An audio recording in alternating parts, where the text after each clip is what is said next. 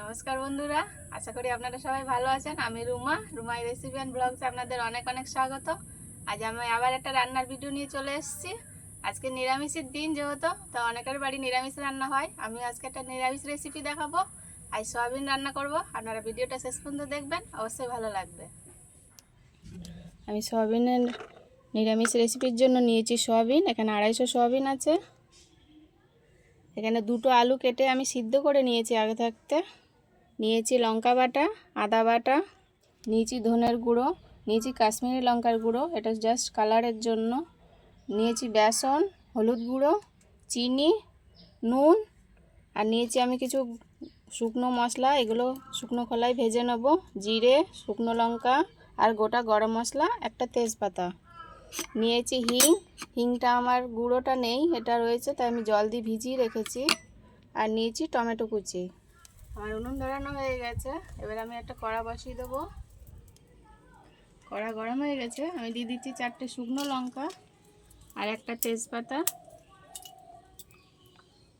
জিরে আর গোটা গরম মশলা। এগুলো আমি শুকনো খোলায় ভেজে নেব।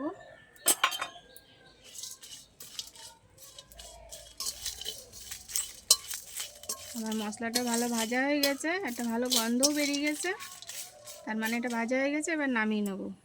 আমি আবারও কড়া বসিয়ে দিয়েছি। এবার এতে জল দিয়ে দেবো।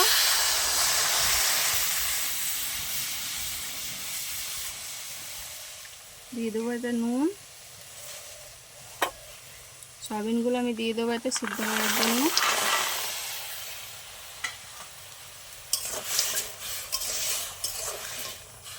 সয়াবিনটা ভালো করে ফুটে ওঠা পর্যন্ত অপেক্ষা করব।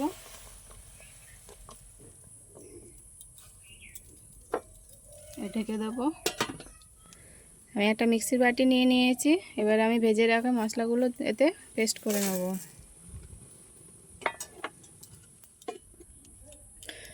মশলাটা গুঁড়ো করা হয়ে গেছে, খুলে দেখে নেব। এই দেখুন, এরকমটাই গুঁড়ো করব আমি।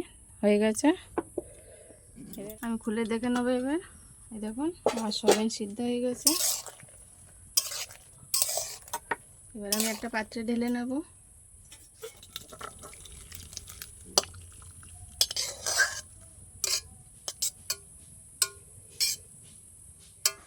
সয়াবিনটা অনেকটা ঠান্ডা হয়ে গেছে।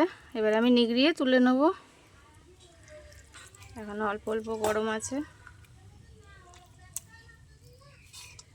এতে একটু জল থাকলে হবে না, তাহলে ভালো ভাজা যাবে না। আমি এটাতে একদম নিগড়িয়ে তুলে নেব।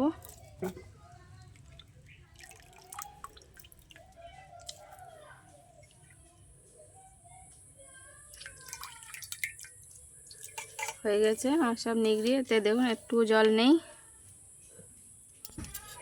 আমি এবার সয়াবিনটা ম্যারিনেট করে নেব। তার জন্য দিচ্ছি আদা বাটা,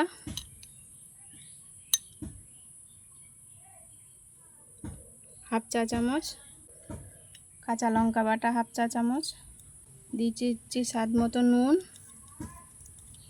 আর দিয়ে দিচ্ছি হাফ চা চামচ হলুদ গুঁড়ো। বাইন্ডিংয়ের জন্য দিয়ে দিচ্ছি বেসন। আমি বেসন দেবো 2 চা চামচ। এবার ভালো করে হাত দিয়ে আমি এটা মেখে নেব।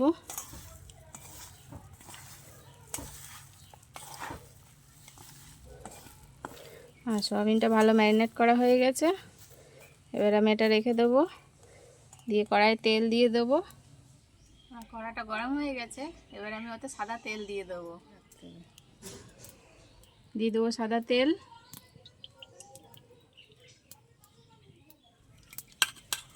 তেল গরম হয়ে গেছে। এবার ম্যারিনেট করা সয়াবিনগুলো দিয়ে দেবো। অল্প অল্প করে দিতে হবে, একসাথে সব দিলে হবে না। অল্প অল্প করে দিয়ে ভালো করে ভেজে নেবো আমি সয়াবিনটা। আমার সয়াবিনটা লাল লাল করে ভাজা হয়ে গেছে। এবার আমি তুলে নেব।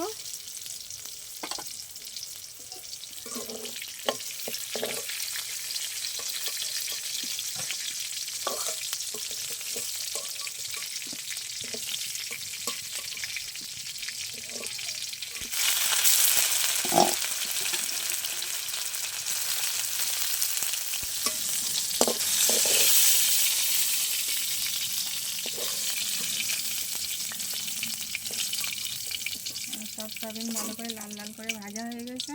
ওই তেলে আমি আলুটা ভেজে নেব।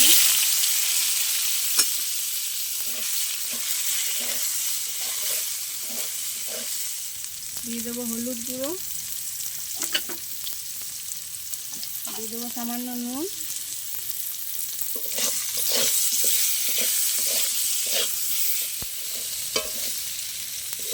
আলু ভাজা হয়ে গেছে আমার, তুলে নেব।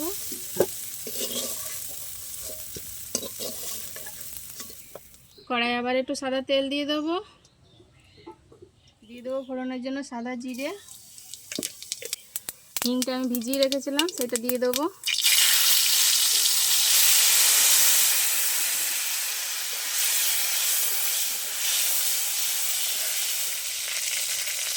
হিংটা আমার ভালো করে ভাজা হয়ে গেছে, একটা ভালো ফ্লেভার বেরিয়ে গেছে। দিয়ে দেবো টমেটো কুচি,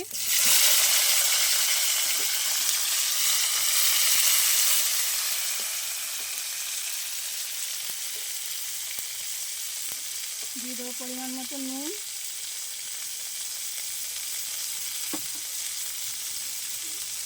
হলুদ গুঁড়ো।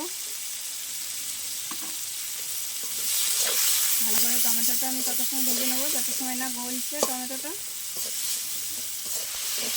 টমেটোটা ভালো গলে গেছে। দিয়ে দেবো আমি লঙ্কা বাটা, এখানে আমি 6টা লঙ্কা বেটে নিয়েছিলাম। দিয়ে দেবো 1 চা চামচ আদা বাটা, ভালো করে আমি ভেজে নেব। দিয়ে দেবো হলুদ গুঁড়ো, ধনের গুঁড়ো আর লঙ্কার গুঁড়ো দিয়ে দেবো।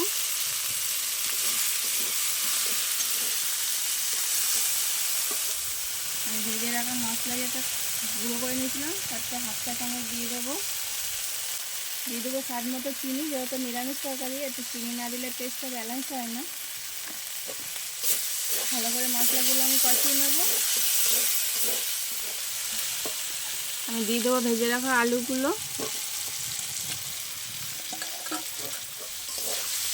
একই সাথে দিয়ে দেবো ভেজে রাখা সয়াবিন।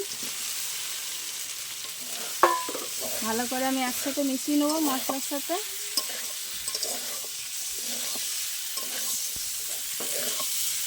আমার ভালো করে মশলার সাথে সয়াবিন আর আলু ভালো করে ভাজা হয়ে গেছে।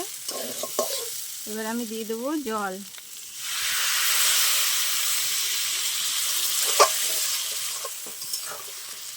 জলটা আপনারা আপনাদের পরিমাণ মতন দেবেন, যেরকম ঝোল রাখবেন গ্রেভিটা, যেহেতু নিরামিষ তরকারি। আমি আর বেশি দেবো না, এরকমটাই এটা ফুটবে, একটু শুকনো শুকনো গ্রেভি হবে।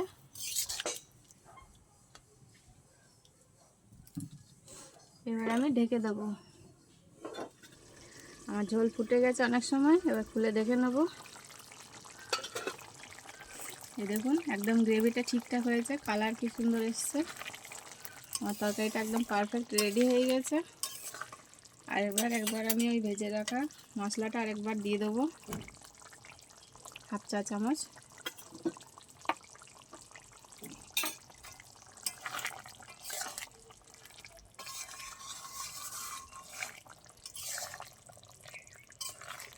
আমি দিয়ে দেবো সামান্য কসুরি মেথি নামানোর আগে।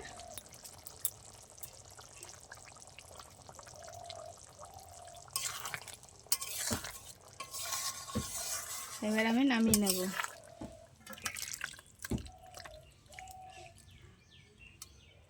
বন্ধুরা আপনারাও এরকম রান্না করে খেয়ে দেখবেন, যদি ভালো লাগে আমার পেজটা ফলো আর লাইক করে দেবেন। আর ইউটিউব থেকে দেখলে চ্যানেলটা সাবস্ক্রাইব করে দেবেন। অবশ্যই পাশের বেল আইকনটি প্রেস করে রাখবেন সবার আগে নোটিফিকেশন পাওয়ার জন্য। দেখা হচ্ছে আবার পরের ভিডিওতে, তত সময় সুস্থ থাকবেন, ভালো থাকবেন, টাটা।